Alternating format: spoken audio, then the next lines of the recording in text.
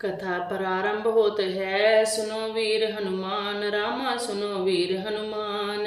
आसन लीजिए प्रेम का, विराज कृपा निधान, सियावर राम जय जय राम, मेरे प्रभु राम सीताराम। बोलिए सियापति रामचंद्र महाराज की जय, बोलिए पवन सुत हनुमान जी की जय, बोलिए विष्णु भगवान की जय, बोलिए कार्तिक महात्म्य की जय। 23वां अध्याय। धर्मदत्त बोला, मैंने जय और विजय भगवान विष्णु के द्वारपाल सुने हैं। उन्होंने कौन सा नियम और व्रत किया है जिससे विष्णु का रूप मिला है? गण बोले, हे विप्र, तृणवृंदु की देवहूति कन्या से कर्दम ऋषि की कृपा से 2 पुत्र हुए।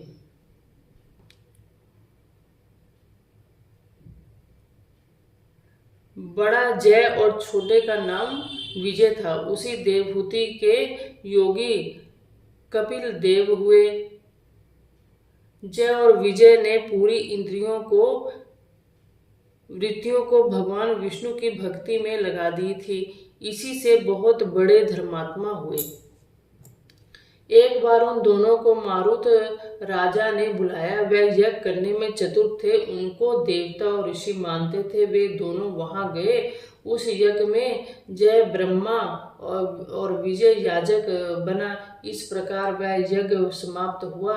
इसके बाद राजा मारुत ने यज्ञ का स्नान करके उनको बहुत सा धन दिया। उस धन को लेकर दोनों अपने आश्रम में गए। दोनों अपने आश्रम में आए। भगवान के पूजन और प्रसन्नता के लिए वे दोनों उस धन को बांटने लगे। इसलिए आपस में स्पर्धा हो गई।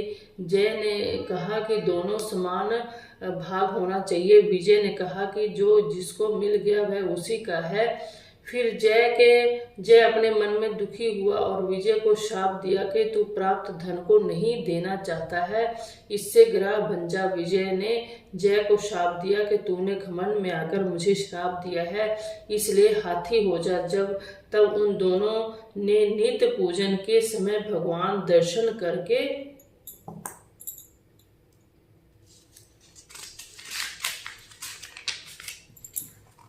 सारा समाचार के श्राप निवारण की प्रार्थना करने लगे। दोनों बोले, हम आपके भक्त हैं, ग्रह और गज की योनि में कैसे जाएंगे? इससे कृपा सिंधु इस शाप से हमारा उद्धार कीजिए। श्री विष्णु बोले कि मेरे भक्तों की वाणी कभी असत्य नहीं होती और मैं उसको कभी नहीं लौटा सकता। एक बार मैं प्रहलाद के लिए खम्भ से प्रकट हुआ तो फिर अम्बरीश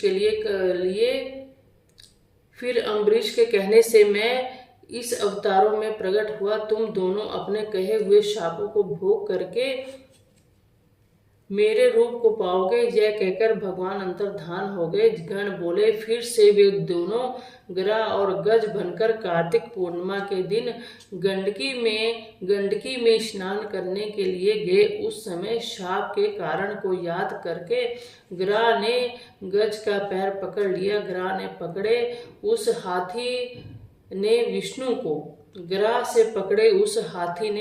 का ध्यान किया। उसी समय शंख चक्र गदाधारी विष्णु प्रकट हुए। फिर भगवान ने चक्र से ग्रह को मार उन दोनों का उद्धार किया और अपना रूप देकर बैकुंठ को ले गए। नारद जी बोले, इस प्रकार धर्मदत्त को समझाकर वे गण विमान में बैठ कलहा समेत बैकुंठ धाम को चले गए। धर्मदत्त ने भी विश्वास युक्त हो उस व्रत को किया और मरणोपरांत दोनों स्त्रियों के साथ बैकुंठ को गया। इस वृत्तांत को जो प्राणी सुने और सुनावे वह भगवान की कृपा से विष्णु के समीप देने वाली भक्ति को प्राप्त करेगा। कथा समाप्त होते है, सुनो वीर हनुमान, रामा सुनो वीर हनुमान।